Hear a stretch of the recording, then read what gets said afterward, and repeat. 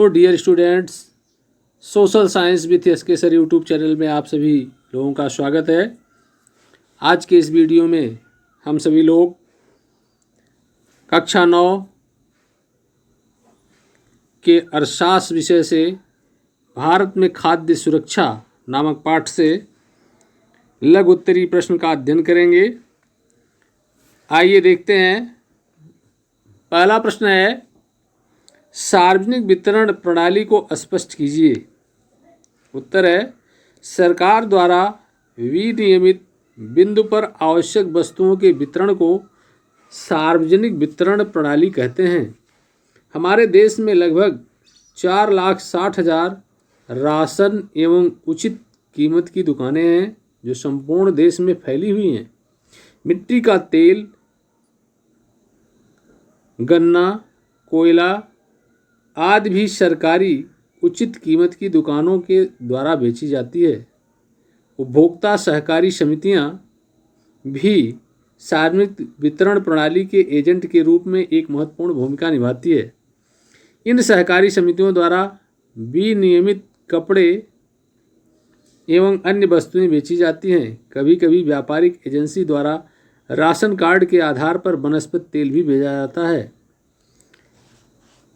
Super बाजार में सार्वजनिक वितरण प्रणाली की एजेंसी के रूप में एक महत्वपूर्ण भूमिका निभाई है। दिल्ली में विभिन्न गतिशील मोटर वाहन को भी दिल्ली प्रशासन एवं सुपर बाजार द्वारा प्रारंभ किया गया है, जिससे शहर के प्रत्येक हिस्से में आवश्यक वस्तुओं का प्रवाह किया जा सके। दिल्ली दूध योजना एवं मदर डेयरी भी दूध की आपूर्ति उचित दर पर करती है। जनजातियों के क्षेत्रों में भी विशेष सहायता योजना के अंतर्गत अनाज को रियायती दरों पर उपलब्ध कराया जाता है। अगला प्रश्न है, सहकारी समितियां किस प्रकार खाद्य सुरक्षा में सहायक होती हैं? उत्तर है, सहकारी समितियां भारत में खाद्य सुरक्षा में महत्वपूर्ण भूमिका निभाती हैं। सहकारी समितियों ने गरीब लोगों को कम मूल्य पर वस्तुएं बेचने के लिए दुकानों का निर्माण किया है। उदाहरण के लिए, तमिलनाडु में चलाई जाने वाली सभी उचित कीमत की दुकानों में से 94% दुकानें सहायक समितियों द्वारा चलाई जाती हैं। दिल्ली में मदर डेयरी ने दिल्ली सरकार द्वारा निश्चित नियंत्रित कीमत पर उपभोक्ताओं के लिए दूध एवं सब्जियों के संचय का प्रयास किया है। अमूल भी सहकारी समितियों की सफलता की एक कहानी है। यह देश में श्वेत क्रांति लाया था। यहाँ सहकारी समितियों के कई और अन्य उदाहरण हैं जो खाद्य सुरक्षा को भारत के विभिन्न भागों के विभिन्न वर्गों में सुनिश्चित करता है। इसी प्रकार महाराष्ट्र में एकेडमी ऑफ डेवलपमेंट साइंस ने गैर सरकारी संगठनों द्वारा अनाज बैंक बनाने की सुविधा उपलब्ध की है। एडीएस प्रशिक्षण की व्यवस्था करता है। यह भोजन सुरक्षा के उद्देश्य से संगठित और सरकारी संगठनों के लिए भवन की व्यवस्था करता है। महाराष्ट्र के विभिन्न भागों में अनाज बैंकों का धीरे धीरे विकास हो रहा है।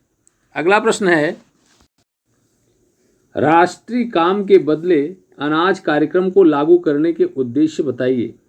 उत्तर है, 14 नवंबर 2004 ईस्वी को यह कार्यक्रम पूरक श्रम रोजगार के सृजन को तीव्र करने के उद्देश्य से देश के 150 पिछड़े जिलों में शुरू किया गया।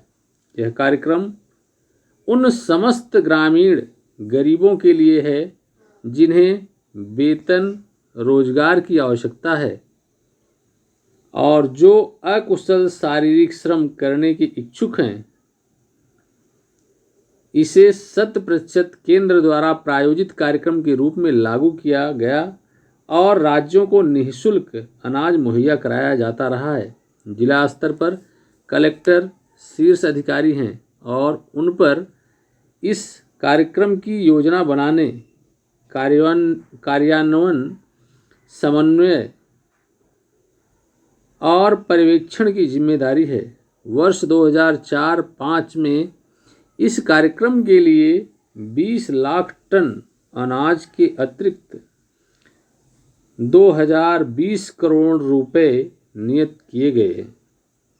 इस प्रकार आप सभी लोग इन प्रश्नों को और इनका उत्तर अपनी कॉपी में नोट करें